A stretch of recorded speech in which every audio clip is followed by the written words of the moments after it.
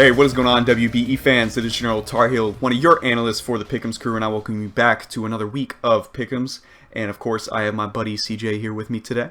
Hey, WBE fans, it's your friend Choice CJ here. Happy to be back for another week of Pick'em action with my good buddy General Tarheel. We had a blast last week, and yeah, what did you think about our video from last week, Ben?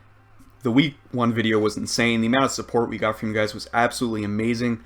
The last time I checked, it got around like 750 likes, which is just out of my mind. CJ was begging for like 500 likes. Yeah, and that way you weren't going to be screaming anymore. I was literally about to be just screaming in the mic right now, but luckily y'all hit that, and you're probably going to break the like score again, right? Like the video right now. But thank you guys so much. Like, honestly, even the feedback you gave us was absolutely amazing. Yes, thanks so much for all of the feedback. We went through and read almost all of the comments. Really appreciate all of the support and feedback from you guys. Just to clarify, I don't know if I did a great job explaining the concept of the Pickems, and in particular the concept of a lock. So each of the analysts is going to pick one of the coaches in each of the games, but then we're also going to have our lock of the week, which is basically each person saying, like, this is the one that I'm most confident in. And, you know, so, like, whoever you think is most likely to win each week is your lock of the week. And it's just like a second way to play and keep track of your scores. It will become useful at the end of the season for determining tiebreakers and things like that. So some people weren't sure exactly what that meant, but hopefully that makes things a little bit more clear. I got a lot of good tips and suggestions for the graphics. We're going to do our best to continually improve that every week. So if you see it change a little bit from video to video, just bear with us. We're doing our best to make it look as good as we can. Got some good tips for like including coach names and things like that on the graphics.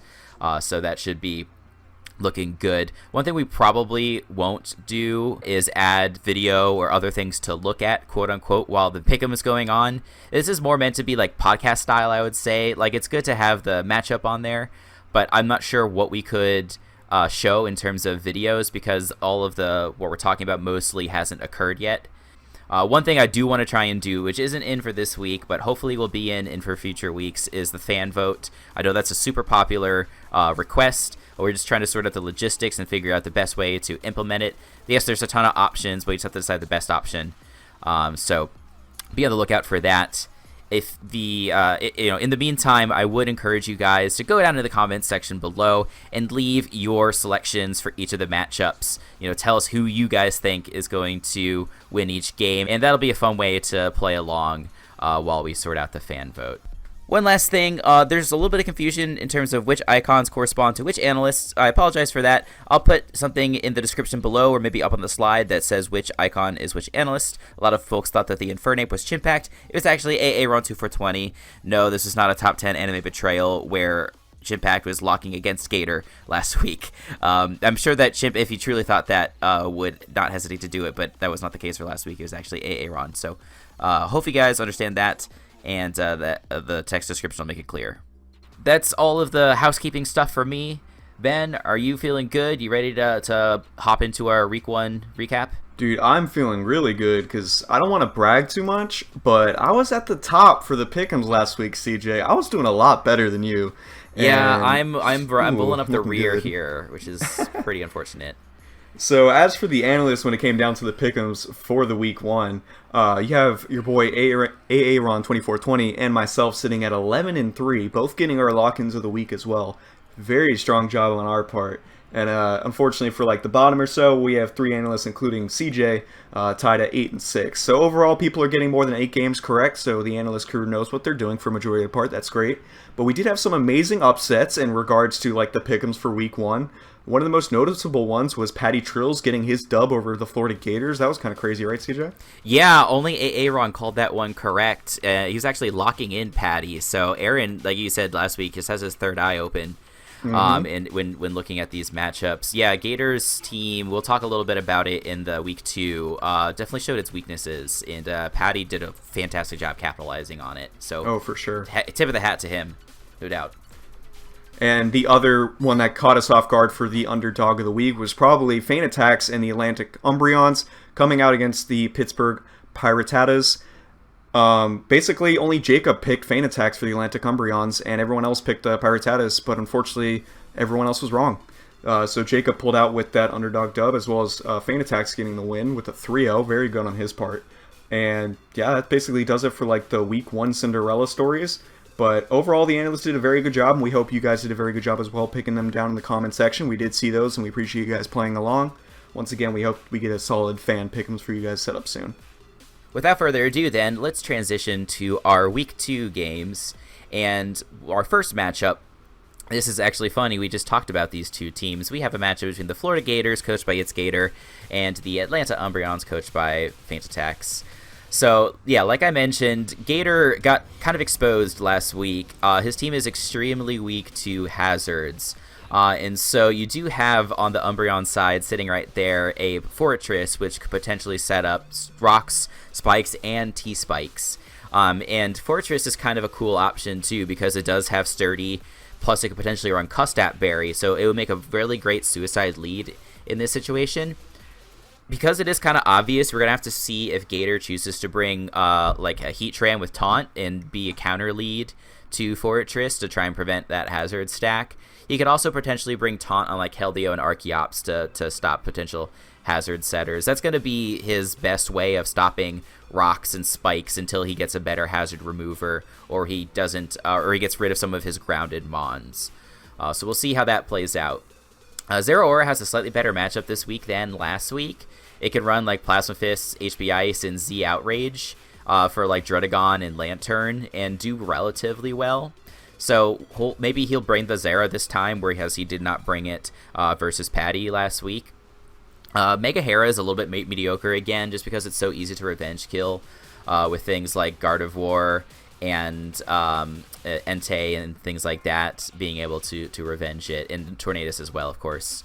I actually like offensive Archeops, like 4 attacks with Z-Fly in this game, because it outspeeds a lot of his team. Sceptile could come to potentially outspeed Archeops. Torn could also come, but Torn's stab is resisted by Archeops. So like Z-Fly, Earthquake, Rock Move plus Heat Wave could be really nice. That might be one of his best ways to apply offensive pressure. On Christian's side, you have like Mega Gardevoir there, just decimating everything on Gator's team. The only response, of course, is Heatran. Heatran, it's gonna be tough if he's gonna like want to run like Chopple Berry or Shuka Berry or things like that. He's not gonna be sure which one he'll want to have for Gardevoir. It's also pressured by Torn, Entei, and even Sceptile. So like if Tran gets worn down, then you can use Gardevoir to really punish a lot of Gator's team. It's just Zeraora and Archeops that can potentially revenge kill. Keldeo's not going to be a really great revenge killer versus Gardevoir because of the giant special defense stat and the fact that it quads resists the Secret Sword. So it's not a fantastic matchup once again for Gator. I'm still leaning towards him. For this game, I actually have him locked, just because I don't think Gator's going to take that kind of loss back-to-back weeks. He's not going to want to put up that kind of performance again. What do you think, Ben? Yeah, I don't think Gator's going to let that fly twice. I really feel like he was just caught off guard with the week 1, but there's no way he's letting that happen 2 weeks in a row. And in regards to the other analyst choices, everyone basically picked Gator, except for Dr. Slacking choosing the Atlantic Umbreons with FeintAttack. And as for the second game of week 2, we have the New York Noibats, coached by Mewtwo fan Nate, going up against the Maryland Torterrapins, coached by Under the Radar and Kelly. Both of these guys are my good friends, and it's very nice to see them go head-to-head for week 2. Definitely a battle I'm looking forward to. But as for the matchup, it looks pretty heavily, like just on paper with the Pokemon, pretty heavily in the Noibats' favor. Very strong special wall breakers and like Scarf Hydreigon and Spec Swellow would really overwhelm the Torterrapins with like just their bulk and Mega Aggron, Mesprit, and Milotic. That'd be really difficult pressure for them, as well as having just like an SD Lucario in the back could be crazy. And don't even get me started on Thundurus Incarnate. That is an amazing matchup versus the Torterrapins. So Kelly has to be really careful versus these special attackers that the Noibats can basically just overwhelm the team with. It's going to be a little bit scary. But one thing to really help Revenge, at least versus these special attackers, is Scarf Darmanitan. I think it has a really strong matchup versus New York Noibats. It's going to be really helpful to at least get a lot of chip, maybe potentially wall break with like Scarf Flare Blitz versus Sylveon, to help weaken up the team and potentially help things for like Superior, potentially Sweep, which I think has pretty strong potential versus the team, because once after the one Contrary boost, Superior really just does have a chance of completely wiping out a team after that. Just a little bit necessary chip and like following up your calcs. Superior can just clean up with that. So I think that's something that the Torterrapins could have as a potential win con for their team, because it's definitely has potential. But in regards to that, I think the Torterrapins really just have to play their bulk carefully, and Mesprit and Milotic, I think those are the most important.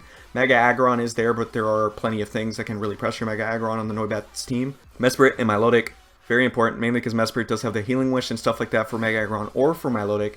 And Milotic, of course, having like the Marvel skill for extreme bulk to help versus majority of the team is going to be pretty important. But the matchup is definitely in the Noibat's favor, but I still decided to go with my boy Kelly just based off experience, and I'm a little bit sad to see no other analyst decide to go with Nate, because I do feel like Nate has a good matchup, and he has been performing a lot well lately compared to the past. I think he's improved a lot as a coach, but just knowing how well Kelly is comfortable with this team and everything of the sort, I locked in on Kelly, and every other analyst decided to go with him as well.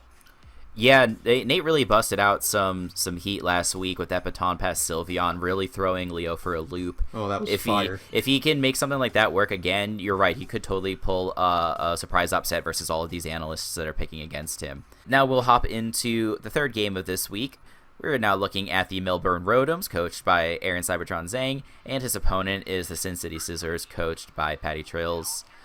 Whew, this is a awesome matchup for Mega Zam. I don't think I've ever seen such a good matchup for Mega Zam. Psychic Shadow Ball D-Gleam coverage just by itself is pretty great.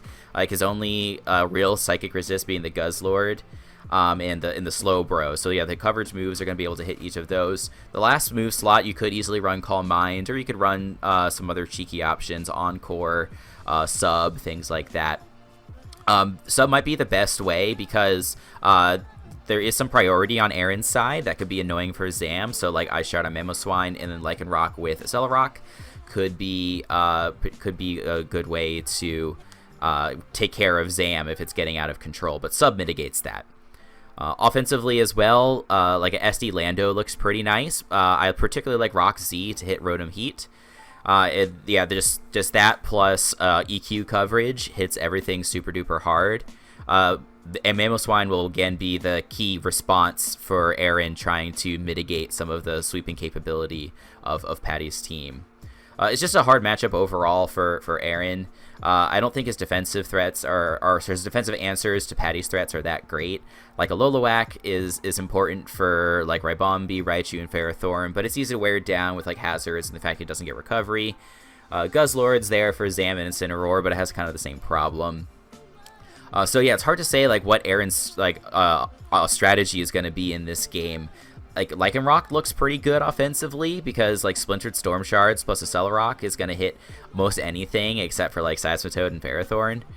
And yeah, he kind of has to like choose which one he wants to hit, Toad or Ferrothorn, because he can't have a coverage move that really hits each like both of them. They cover each other really well defensively, and they both hit resist rock. And yeah, besides like Mamoswine just applying overall pressure, there's not a lot of other really good offensive options there. So yeah, I'm actually going against the grain here, and like even though Aaron's just a little bit more well known in the the Pokemon community, I think that the matchup here for the Sin City Scissors just looks really good. But it seems like you are on the other side of this one, Ben. You are going in favor of Aaron. Once again, unfortunately, I'm going against Patty when it comes to experience. We know how well Cybertron can do, and I just see strong potential in like the timid boosting Kartana once you're able to get rid of Golbat and Incineroar specifically. Yes, that's a little specific, but it's also likely they don't even come, one of the two. So if you're able to get rid of those, I think the timid boosting Kartana could be a potential sweeper for them. That's all I really see, though. I do think Mega Zam is a big threat. That's going to be a case for majority of the matchups for the Sin City Scissors, but once again, I'm going for a little bit more of the experience and everything, but we'll just have to see. Yeah, definitely respect that. Going into the next game, we have the Miami DONPHANS, coached by KYLEAYE, the only team that matters, going up against the Durham Druddigons and my boy 6-foot Hacks, or Leo. And as for this matchup, I got another two good friends of mine battling. We got the two amazing games back-to-back, and I'm looking forward to these so much. But when I'm looking at it immediately, I see big dangers for the Miami DONPHANS, specifically in Reuniclus, because the DONPHANS do not have a dark type. That is so scary when you are going up against Reuniclus, probably the #1 Pokemon in draft format that capitalizes on no dark type on a team. Also, not having the best physical wall breakers to go up against Reuniclus. That means Reuniclus doesn't even need to run like Acid Armor if it wants to. It probably would if it's just going to run a Mono Psychic set anyways, just to be careful. But like the best thing to hit physically versus the Reuniclus for the Miami Donphans would probably have to be physical Kingdra and Rain. You could go Dragon Dance or Choice Band, but I feel like Choice Band is just a safer bet, purely because of he's not really able to get a Dragon Dance versus too much versus the Druddigon, so he has to be aware of that. But also, Offensive Trick Room Reuniclus is just so strong in itself if he doesn't want to set up specifically, if he's like afraid of crits and everything, because Leo does get unlucky every now and then. But either way, Reuniclus is probably the #1 win con for the Durham Druddigons and the #1 Pokemon that Donphans have to be careful about when they're in this battle. But in regards to the weather for the Donphans this week, I'm really only expecting sun, because rain benefits the Druddigons so much. You have a Pokemon like Cradily with Storm Drain, you have Manaphy, which gets, of course, boosted damage in the rain, and then you have Durant, which is most likely to live any Fire-type move now in the rain, which is just so helpful for all those Pokemon. But Volcanion can put in some work, especially in the sun, as well as Victreebel. Like, both Victreebel, once again, has a good matchup, just like in the previous week. A lot of people sleep on Victreebel, but there's very few matchups like Victreebel, like, potentially can't even, like, sweep in. This Pokemon is actually pretty slept on, in my opinion. And, like, a Z Weather Ball set could definitely just bop, like, Steelix or something of the sort. So, Leo's got to watch out for that for sure. Or 6-foot hacks. Sorry, getting a little too personal, but I want to make sure you guys know what I'm talking about.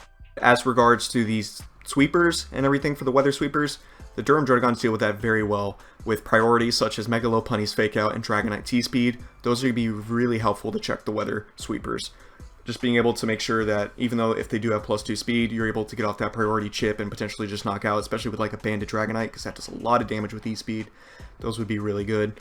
Also, as a potential sleeper, I would really like to see Z-Dig Durant in this matchup, even though Torkoal's really defensively bulky. If his only check is like Nidoqueen in this match, Durant would just go in. Blows back Cresselia, blows back Diancie, of course. Pelipper will probably be a little bit of an issue, I guess, especially if you're running like Rock Slide with Hustle and stuff like that. But Z-Dig would blow back Nidoqueen, and that'd be insane. That'd be really helpful to avoid hazards potentially on the team. But apart for another sweeper, definitely could see Alolan because Alolan just does so much damage in general versus most teams, and the Donphans don't really have that best of ways to deal with like bulky setup versus the team, I feel like. So when it came down to the Pickems, I had to go and lock in with the Durham Druddigons and 6-foot hacks. Every other analyst decided to agree with me, with Sock actually locking in on the Durham Druddigons. How do you feel about this weather matchup for KYLEAYE, CJ? Yeah, it's funny because the weather does neutralize like what is generally Leo's biggest threat, being the Mega Lopunny. But like you said, like you just counter the speed of the weather sweepers with the really fantastic setup sweepers like Muk and Reuniclus. So I think that he'll be able to take care of KYLEAYE's team. So now let's go into the next game. This one's going to be between the Chicago CUBCHOOS, coached by GalacticEllioT, and the Seattle Sea Kings, coached by Joydor. So this is, like, every time I'm going to be evaluating Elliott's team, you basically have to look at, like, how is he going to either abuse Baton Pass Scully or Aurora Veil Ninetales to win the game. And I think, like, what I would do in this game is probably use just, like, a straight-up offensive Scully to break through some of the annoying stuff on Joydor's team. So you could use, like, a SD Bug Z set to hit Donphan super hard, or to hit like Jellicent really hard, Venusaur really hard. I like that a little bit better because it potentially clears the way for like Ninetales to get up a Veil and then give something like Stack Attack a free Trick Room, or give Porygon Z like a free Agility or something like that. Like passing into Chandelure or Hoopa with like sub Baton Pass with the speed boost is okay. But, like, Chandelure is probably not going to be able to break through something like Venusaur super easily, unless it's, like, Life Orb or Metronome or something like that. And then I think, like, Granbull plus, like, the priority options are going to be okay for dealing with Hoopa. Like, so those priority options being, like, Bullet Punch on Scizor, Mach Punch on Infernape, the Ice Shard on Sneasel, and even Ice Shard on Donphan. Like, those are all decent enough ways to, like finally kill Hoopa. So, like, that to me is kind of, like, his best avenue to win. Like, I'm sure Elliot will come up with something even more creative than that. I don't think it's all, like, doom and gloom for Joe's side, if you just look at Infernape, like Infernape always has great matchups, but here I think you could even run like an SD set with like Flare Blitz, Thunder Punch, and EQ, and that's going to be extremely hard for Elliot to take care of. If he doesn't want to go SD, he'd go just like Choice Band or Choice Scarf, like a normal Infernape set, and just put U-Turn in the last slot. And then Haxorus with like Dragon Move plus Earthquake is going to be really hard to stop. You could even run like Double Dance if you want to run like Dragon Dance plus Swords Dance. You don't have to have like, for example, you could potentially run Poison Jab to hit Ninetales a little harder, but I don't think it's necessary. Or like Serena a little bit harder. So like he has some good win cons on his own, but I think I like Elliot in this matchup. What do you think, Ben? For sure, dude. I really like Chandelier, Hoop Unbound, and Porygon Z in this matchup. I think they're going to do great, especially with potential Veil support. That looks really good. But I think Elliot just has to make sure that he keeps a few things in the back that can break Mega Venusaur, because apart from a few of those things, he can struggle breaking Mega Venusaur because that thing is just so fat. A lot of teams will forget about it in the back, and if that thing's able to get up like one synthesis, even though it was low on health, you might struggle to break it for the rest of the game. And the only other thing I can think of is that they got to be careful with like a Magikarp Sigilif in the back, because that can avoid potential sweep, of course, with like the Focus Sash and everything. Also a pretty good defogger for the Sea Kings, watching out for potential hazards on Scolipede. But I had to pick my boy Elliot on this one because I do like the offense pressure that he has here with Veil. And in the next match, we have the San Diego CHIMCHARGERS, coached by EMVEE, going up against the Pittsburgh PIRATTATAS, coached by OLDMANTUP. And looking at this matchup immediately, I gotta say, Victini suffers a little bit from 4 move slot syndrome, as it can in most matchups, I feel like, because there are pretty solid checks that the PIRATTATAS have in Rotom Wash, Gliscor, and Tyranitar. Just being able to have all proper checks to those would be a little bit annoying. You can have a lot of the necessary moves, but Victini would also like some other things just to properly be able to get coverage on things like Mega Charizard X. Of course, you're going to hit the Roserade either way, but being able to hit Hariyama and Gliscor is pretty annoying because Hariyama will have the thick bat, so you want to make sure you have your Psychic Stab, but you also want like potentially just the ice coverage for Gliscor, even though V-Create's still going to hurt it a lot, but you just have to keep that in mind when you're using Victini. I still think it's going to be a big threat. You just got to be careful of what moves you're clicking and make sure not to overpredict too much when it comes to that. I don't really think EMVEE's going to overpredict too much. Typically, his mind games are on point, so as long as he's watching out for that, he should be okay. But as for Tup, he's got the Megazord X, which I love so much once again. But I'm looking at Tailwind with Stabs plus Thunder Punch. That is a very good like late game sweep for Tup right here. Because not only can Ditto not copy the Tailwind that Zard X has up, because you're just avoiding a sweep from an opposing Zard X, which is terrifying. But Zard X really doesn't need that much of an attack boost versus the CHIMCHARGERS. Once you're able to get a good amount of chip off, Charizard can literally just win. Like, you just have to get a little bit of chip off on Victini. You don't need any versus Sceptile, you don't need any versus Dugtrio, Heracross. Maybe a little bit versus Registeel, just so you don't take too much damage if you're going Flare Blitz, and you probably just need a little bit versus Azu, because it will probably be a bulky Azu. Even if you are running Thunder Punch, it's definitely going to be able to eat one. So as long as you're able to get that chip off, Zard X has a beautiful cleanup job with Tailwind. Once again, just avoiding the Ditto Reverse Sweep, which would be quick. But in regards to a potential heat set that I'm looking at is potential Sandforce, Alolan, Dugtrio, which I think would be pretty cool. Bringing that Tyranitar and then having the Sandforce, Alolan, Dugtrio, where the only defensive check is just normal Rotom. Otherwise, you're basically able just to spam your stabs versus the team. Yes, you have things that can easily revenge it, such as Mega Sceptile or like Scarf Heracross, something of the sort, as well as Dugtrio itself. Oh, I just realized we have Dugtrio versus Alolan Dugtrio. Battle of the Bald versus the Hare. That's very beautiful. But also in regards to the CHIMCHARGERS, they just have solid sweeping themselves, and Mega Sceptile, Belly Drum Azu, but they have to be aware of Klefki. Klefki is an amazing Prankstermon that really capitalizes on stopping sweepers with things such as Thunder Wave, and also just being able to get up all the hazards it needs to get chip off. Maybe that allows Azu not able to get up a Belly Drum later for free or something of the sort, gets off all the chips with like spikes. But Scarf Heracross is also very, very terrifying. Like, if you're able to potentially just break apart a team with Belly Drum Azu, Scarf Heracross can come in and potentially just clean up for the rest. So I definitely had to go with the CHIMCHARGERS this week, and every other analyst except for Aaron decided to go with it, I believe. So Aaron actually locking in with Pittsburgh PIRATTATAS too. What do you think about that, CJ? Yeah, I don't know. Like, I respect Tup. Tup just landed his first playoff appearance in GBA last week. So like, he's definitely hit his stride as a battler.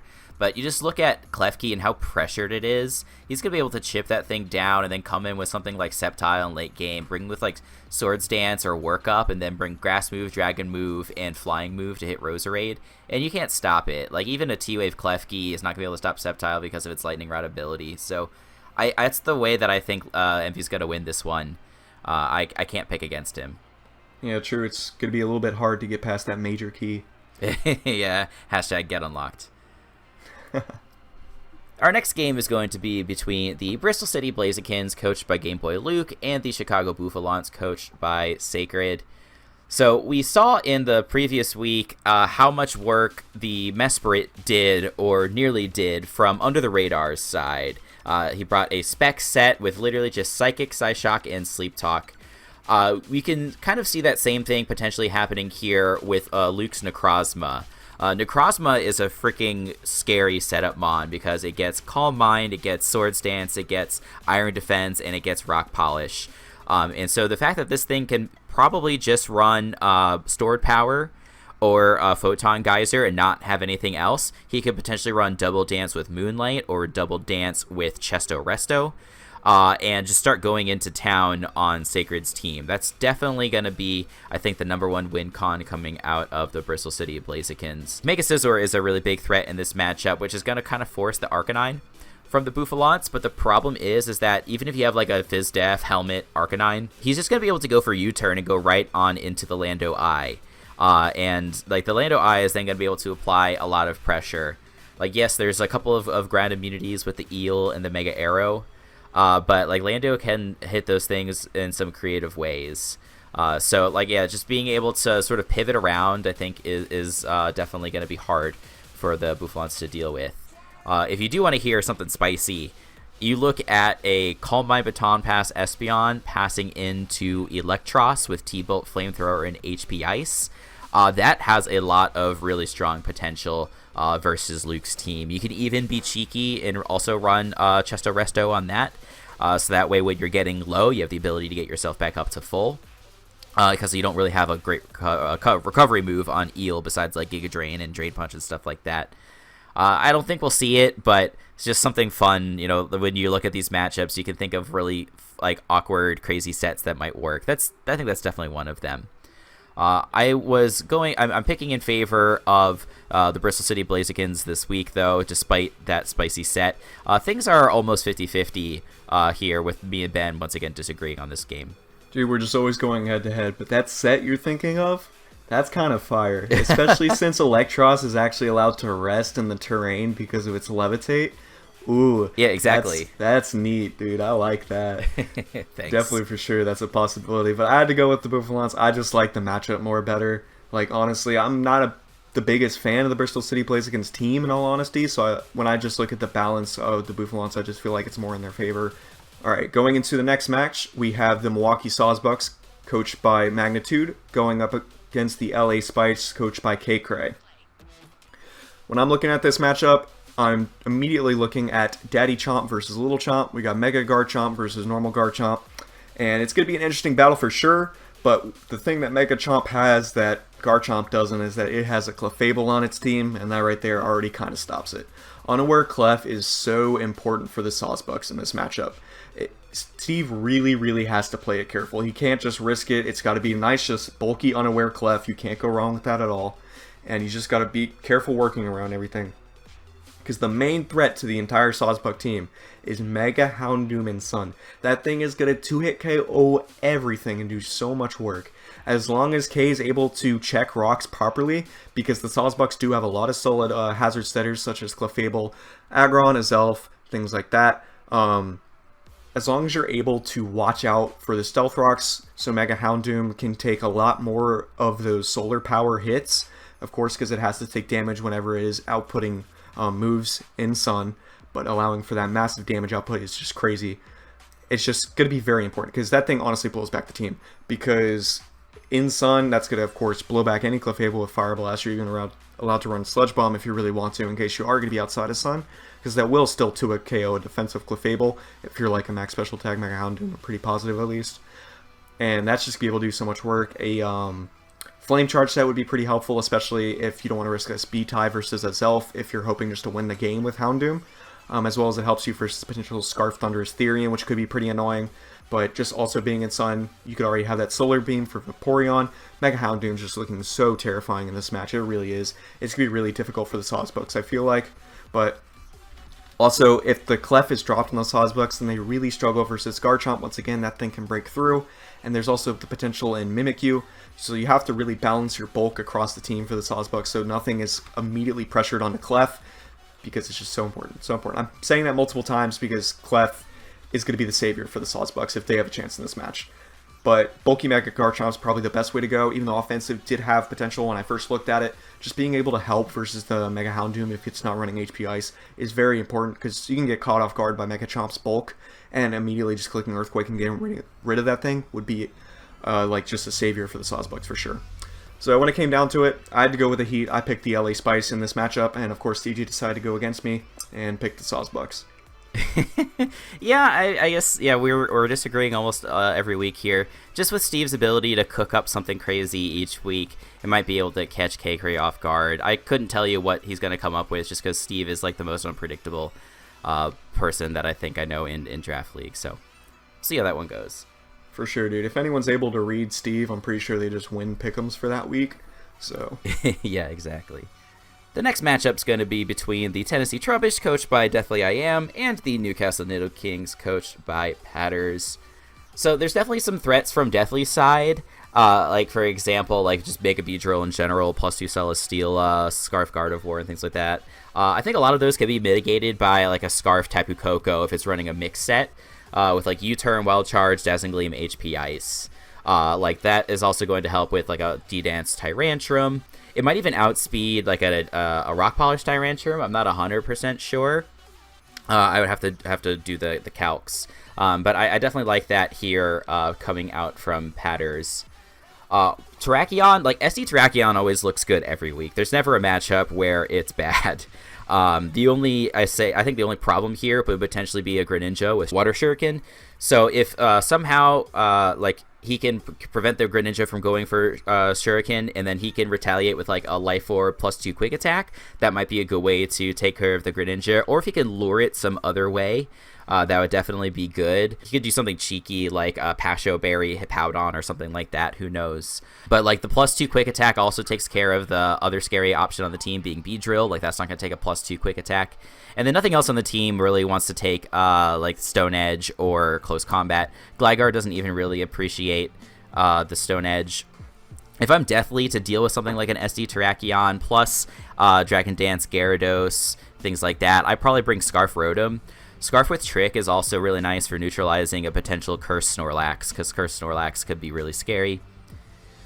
In this matchup, once again, just like last week versus Duncan, there's no grass types on the Newcastle Nidokings, so Deathly with his Celesteela can pretty easily spam Leech Seed versus Patters, so I think that's going to be the better way to go rather than an offensive option, because offensive is going to be challenged by Hippo and Mega Gara and things like that for setting up and sweeping. I don't think that that's going to be the way to go. I definitely think like a bulky, annoying set of Celesteela is the way to go. So I got burned picking Deathly last week. I like his team, but unfortunately I'm going to go in favor of Patters this week, and it looks like it's a clean sweep for Patters amongst all of our analysts. Yeah, I definitely had to go with the Newcastle Nidokings and Patters on this one, purely because I like his setup sweepers in this matchup. I think they do a very good job, and if you're honestly able to drop Celesteela, I wouldn't be surprised if you see the potential Venomoth sweep. I think that has pretty good potential in itself.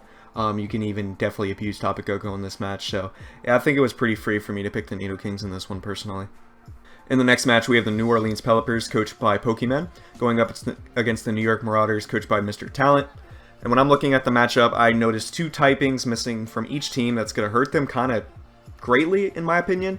We have no ground type for the Marauders, which really allows Scarf Magneton just to roam free. A Specs Analytic could do potential work, but with all the speed that the Marauders have for potential Revenge Killers, it would really be beneficial for Pokemon to be able to bring a Scarf Magneton and just abuse it like that. Especially when you can bring Scarf Magnapult and potentially just lock in and trap the Empoleon. That would be so helpful, but you do have to be aware of Empoleon's special defensive bulk, especially if it's able to run like a Wakanberry and stuff like that. So maybe just Volt Switch to scout for that and stuff of the sort. but Magneton is having just an amazing time versus the Marauders when it comes to just spamming Steel and Electro-type moves. As for the Pelipper's, though, they do not have a Dark type, which means this is looking really good for Latios, because it can just run Mono Psychic setup, and that would just be absolutely terrifying, because there's very few things that the Pelipper's might be able to do to deal with Latios after that. They just have to be very aware of when it could potentially set up and what it can set up on, and just make sure that doesn't happen. Maybe have a little bit of like Roar on Slowbro, or maybe a slightly bulkier Salamence with Roar, or Scarf Salamence, and you can just able to immediately click Outrage versus it, not let it set up or anything of the sort. Just have to be aware of that. There's also a very strong setup for Gyarados on the Marauder side, having DD Dragon Dance with Crunch, Waterfall, Ice Fang. That thing can just straight up win. In all honesty, especially with Moxie, Intimidate would be helpful just to, you know, make sure you can get the bulky setup, but Moxie would just really just let it sweep. The Pelipper's, once again, have to be really careful with that setup, because even though they could have Intimidate meant to help out, I think Gyarados just looks so solid in this matchup. It's really, like, just a problem, especially when you have an amazing Pokemon like Scarf Buzzwole at strong potential. We saw the Marauders bring in the previous week, I believe, being able to get off so much chip versus the New Orleans Pelipper's, because they don't really struggle with Buzzwole stabs. Could just be opening up a perfect like opportunity for Gyarados to get all the necessary chip, especially on like something like Slowbro, and being able just to break apart the team and just potentially win the game. But as for another late game sweeper, this time on the Pelipper side, I definitely see like Mega Diancie, a Rock Polish set, doing a lot of work after potential Dual Scarf in Diggersby and Magneton, being able to get off a lot of necessary chip. Just the U-turn pivot on Diggersby and the Volt Switch pivot on Magneton would be really helpful this game, especially if you're able to get up hazards, either with your Mudsdale or your Mega Diancie. Just depends. Of course, if you want the Rock Polish Diancie, you probably want to bring Mudsdale with Stealth Rocks. But just being able to get that constant chip, especially with hazards, would be very nice. But the Pelipper's also have to be aware of hazards on their own side of the field, because there is a Nihilego, which likes to abuse Stealth Rocks and T-Spikes. Could definitely be annoying for the Pelipper's, especially since they don't have the best removal. I think Decidueye could be decent in this matchup as a defog, probably not the best. Salamence, I would definitely not want to run it. I personally have like a Scarf or an offensive Salamence this matchup. And so your best way is probably just leading Mega Diancie, getting off the Mega Evolution, and hopefully bouncing back if they off the lead Nihilego. If you're able to get the Mega Evolution off, you can most likely go hard versus Nihilego majority of the time. The only thing you do have to be aware of is the Hidden Power Steel. So, even though I am in John's front office and I love him dearly, I decided to pick the Marauders this matchup. I just feel like it's pretty scary, and Gyarados is a massive threat, and it's definitely something that can be capitalized. Yeah, like you were saying too, like the Latios with like a Calm Mind Store Power set, especially if it runs Substitute, is gonna be so scary, because Sub can neutralize the potential Scarf Men's threat. I just couldn't bring it. I couldn't bring myself to pick against John.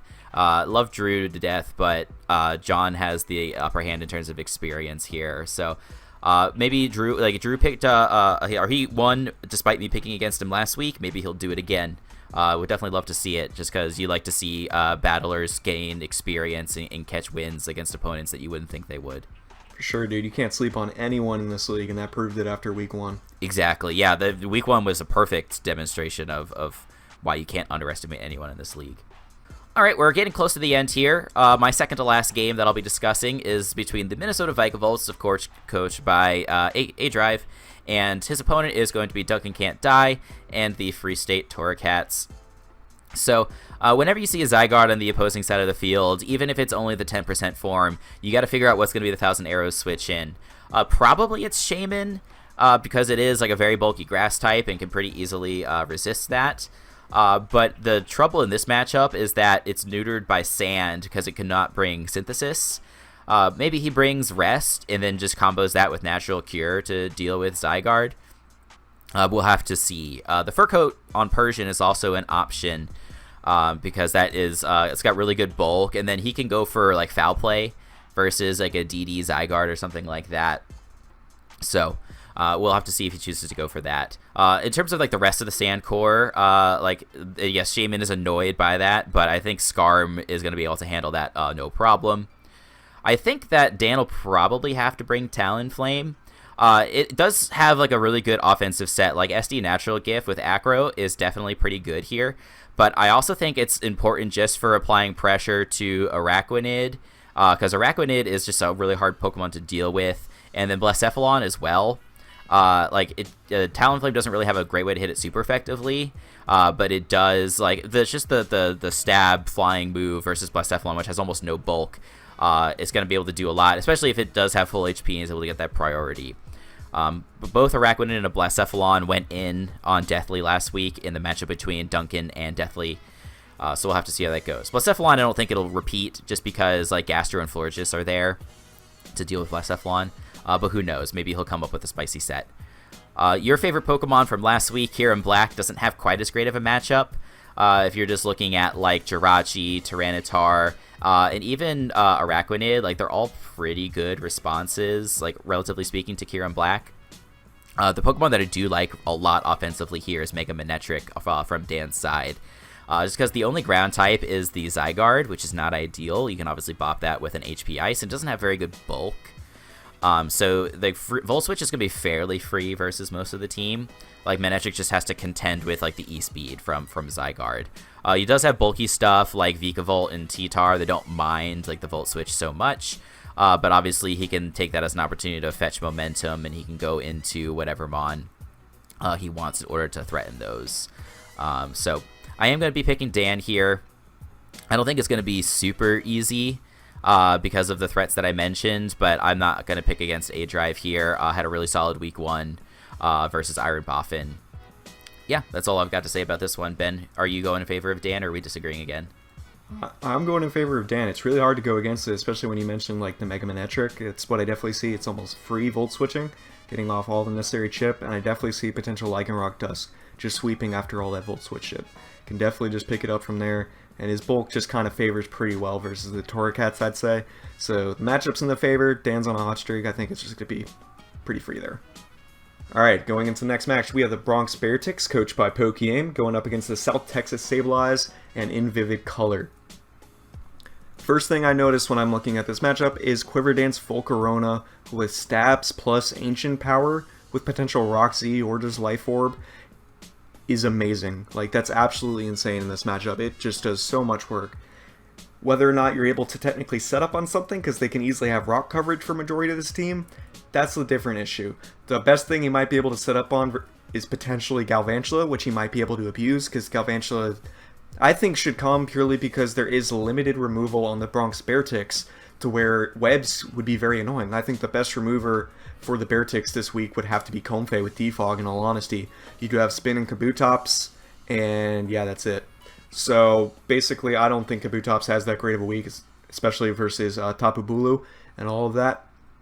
So having only like removal for webs on Comfey is going to be a little bit difficult for the Beartics, especially if you're not able to get off like a taunt versus Galvantula, especially with Galvantula's speed. I'm pretty sure you'd have to be Choice Scarf taunt at that point. So you can freely one like Focus Sash Galvantula and just get up webs and not even worry about it, because the Beartics don't really have like that many multi-hit moves either to help them versus Galvantula lead just getting off webs. So they have to be aware of that, but if they are able to deal with it pretty properly and get rid of rocks, so Volcarona can like basically just win, that'd be great. But once again, the removal is going to be very important for the Beartics, and that's how I see this. But as for a defensive matchup, the Beartics are able to counter the Sableyes offense pretty well. Nidoking, Hawlucha, and Galvantula are pretty walled when it comes to Pokemon such as Bronzong, Piloswine, Toxapex. All of that, so good. That's really fat and really helpful. I could also see Gothitelle being a big pain for the Sableyes. Of course, there are another bulky Psychic and Mew that might be able to help deal with it, but I think Sharpedo might not be the best Dark in this matchup when it comes down to that. But Sharpedo could have some cleanup duty. It just really slacks versus Pokemon such as Toxapex, which is definitely coming like defensively bulky for Pokemon such as Hawlucha, I feel like, and as well as Alolan Sandslash. So you have to be aware of that. So it's a little bit of balance when it comes down to bulk and everything, but I definitely see like AV Bulu really helping out the Sableyes in order to deal with the Volcarona. There's not really too many special attackers it really has to worry about otherwise, apart from maybe an offensive Comfey or Gothitelle. But there's also the like a setup Mew I feel like could have strong potential, especially like a Nasty Plot set right here that could be really good. But as long as the Sableyes are able to abuse the hazards on the Beartics side and limit their removal, especially with webs, could just potentially put them back in this match as long as they're able to pressure Volcarona. Because as long as Joey, once again, is able to deal with the hazards, play a strong defensive game with those amazing checks he has, and find the perfect opportunity for Volcarona, I think it might just be game at that point. That is the #1 win con I see here. And when it comes down to it, I decided to go with the Beartix, and we have every coach except for 2 actually going for the Beartix here. We have 2 people going for the South Texas Sableyes. This one's tough. Like, yes, there's some good things on in Vivid Color's side. Like, Sharpedo is looking really scary with access to Psychic Fangs and things like that. And Alola and Slash is actually not too bad. But Joey's team is just so tough, with, like, Gallade being one of the scariest setup sweepers in the game. And then Crocodile to trap the Psychic types like Mew that might want to deal with it. And also Gothitelle there to try and trap in something like Helmet Mew. Like, Helmet wants to run, Mew wants to run Helmet, wants to run Culperberry, it wants to run Shed Shell. It can't run all of those. So, like, it's not going to be able to deal with Gallade. Like, you mentioned Volcarona also being a great win con. I just don't see how Vivid can overcome that combination. So, yeah, that's why we both picked the Beartix here. The next one in my final match is going to be between the Rochester Rhydons, coached by Iron Boffin, and the Toronto Togekiss, coached by the Heated Mo. So, it's funny, like, you and I have, I think, several times now pointed out when there are some key typings missing from certain teams. Mo, unfortunately, is also one of those teams. He does not have a ground type or any other sort of electric immunity. And unfortunately, his entire team is outsped by Iron Boffin's Jolteon.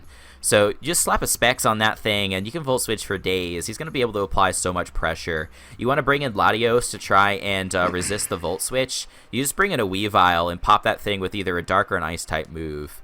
SD as well is a really good option this week. Like, SD Low Kick could be a good option, so that way he can hit Cobalion as hard as possible. Like, yeah, so those 2 Mons in particular are going to apply so much pressure. They outspeed everything. They're going to be really problematic. Another Pokemon that's going to be potentially problematic is DD Altaria. He can very easily run Mono Fairy versus this team because Pyroar isn't really like a scary Pokemon for Altaria. Altaria is bulky enough that it can even take the normal hits with ease, and Pyroar doesn't really have good physical defense. That leaves it with the option to just run like basically DD, Cotton Guard, Roost, and its fairy move, like Return or Double Edge or whatever you choose. Potentially, you can have like Scarf Cobalion to deal with that. It also kind of deals with the SD Weavile that I mentioned. But I think you have to be very careful there because something like a Scarf Cobalion lets in Crocoon for free. So if he's like Subprotect Calm Mind, Subprotect Calm Mind is going to be able to very easily deal with a Raikou that would otherwise threaten Suicune. Basically, the only response to that is going to be like Encore Whimsicott. On Mo's side, like I don't think there's as many offensive threats as Iron Boffin has, but one thing that does catch my eye potentially is Trick Room Aromatisse. There is a Metagross there, but hear me out. Metagross is extremely pressured this game, not only to check Aromatisse, but also to check Latios, and to a lesser extent, like Uxie and Cobalion. So I think if he can bring, if Mo brings a Latios set that has coverage for Metagross, lure it in and hit it with Earthquake or Shadow Ball or something like that, get to the point where Aromatisse can set up a Trick Room and then hit it with like a Shadow Ball or Thunderbolt or something like that, there's very little that's going to be preventing Moonblast from running through Iron Boffin's team. All that being said, I am going in favor of the Rochester Rhydons this week. I think they're going to be able to pull it out with that Jolteon, like I mentioned, being able to go with Specs. Ben, you and I are on the same page on this game. Yeah, for once, CJ, you decided to be on the correct side. So when it comes down to the Rhydons, I think the offensive presence is just so strong. You have the Jolteon Volt switching everywhere. I am a massive fan of Mega Altaria, and the fact that if they're able to pressure Cobalion like, decently well, you don't even need to run Cotton Guard. You're able to run like Refresh on Mega Altaria, because I believe it gets Refresh. Yes. And then you just avoid being Toxic stalled out by like Uxie, Whimsicott, stuff like that. You still have to be aware, of course, on Encore Whimsicott and stuff like that. But Mega Altaria is just so good here. And honestly, Mo has no switch in the Staraptor either. That thing's going to just claim something in this matchup, I feel like. And lastly, for the final matchup for Week 2, we have the Pittsburgh Pichus, coached by NUMBNEXUS, going up against the Milwaukee Bewares and your reigning champion, Wolfie Glick. Wolfie doing very well in the last week, proving he is still your champ. And I feel like he's got a pretty good matchup here, and he'll potentially just start off a win streak because his offense and Gengar Torn are able to weaken the team to where Sandros Excadrill can just basically blow back the Pichus. Because Gigalith, I think, is very solid in this matchup for it to bring, because it counters X-Bloud, it counters Magmortar. Magmortar can run low kick and stuff like that, but still being able to come in and like potentially switch it on a Fire Blast just to get up your sand, to just go ahead and get Excadrill ready is just so important. And Excadrill, if it does get like a free SD at any point, it's able just to blow back Zapdos with a +2 Stone Edge, unless it's like Charty Berry. Or you can run just more coverage, like it could just be 4 attacks and not even be SD, potentially, just so it can hit Tangrowth with like X-Scissor if he really wants to. But I just think Stabs plus Rock Slide / Stone Edge is enough to sweep for the potential team. And of course, Wolfie, I think, is going to use the young Duosion to be a counter to Mega Medicham. I feel like that is pretty free this matchup. And you also have Mana Buzz, which can help decently well versus Mega Medicham. It's not still the best switch into a high jump kick because it's like a truck, but Duosion's definitely there to help out and can deal with it pretty well. I feel like, I think it's just going to be difficult for the Pichus to break the Bewares, especially with the offensive presence the Bewares have. They're just going to be able to take the entire momentum of the game, I personally feel like, especially with pivots in Mana Buzz and Torn. It's just going to be really difficult. I think the Pichus team is just too passive and they need to get a little bit more of an offensive presence for their team. It has really reliable bulk, but too much bulk, I feel like, especially when they have slow wall breakers. And the team not exceeding 100 speed is still a big issue for the team. Doesn't allow for like a potential Scarfer to help them out versus Pokemon like Tornadus and all of that. So they just have to be a little bit more aware of that going into future matches. Maybe they do need to make changes from there on out. But I definitely decided to choose the Bewares going into this match. CJ decided to be on the correct side again. And we only had one analyst going against us with Aaron picking the Pichus. Yeah, the only other set that really stands out to me here, like, tell me what does Nexus do versus like a Subtoxic Protect EQ Excadrill? Like, that just looks so freaking good here. Like, you can easily stall out Swampert, Tangrowth, Zapdos, and like EQ just deals with almost anything else. I don't know if he'll bring a set like that. Like, he could bring offensive, like you were mentioning, but yeah, like, it's so easy to exploit the overall like passivity of Nexus's team. So we'll see if he can somehow overcome that and defeat the defending champion. But unfortunately, I'm not getting my hopes up. All right, that, ladies and gentlemen, is going to wrap up our Week 2 analysis. We hope you guys enjoyed. I'm going to pitch it over to Ben, see if he has anything else he wants to say to you fine folks before we sign off. Well, I got a few things to say to these beautiful people, and I'm going to say it straight and clear. 1, thank you guys for watching. We appreciate you so much. Make sure to like the video to show more support. Give us your comments down below. And while you're already down there, make sure to check the description, because once again, we do have those shirts for the WBE that are so beautiful. And y'all should check them out and maybe buy one of your favorite coach, or maybe you just want a logo of the WBE on a shirt, because this draft league's kind of crazy. It's kind of popping off, I'm not going to lie. It's a beautiful league, beautiful coaches that are doing their best to pump out content for you guys along with us analysts. Make sure y'all have a great time. So any support is greatly appreciated. Make sure to check out those Pokemon servers as well. Those are really fun, really interesting, as well as an amazing sponsor for the WBE, which we really do appreciate. But after those plugs and everything of the sort, I think I'm all tired out from talking, and I need to drink a water. But I think that's going to be it for me this week, CJ. How about you? Yeah, I think that's a wrap, my friend. So we're going to sign off. Do all those great things like Ben said. Go buy merch, go like, go subscribe. Keep supporting all these coaches and analysts. Thank you all, and we will see you guys later. Deuces.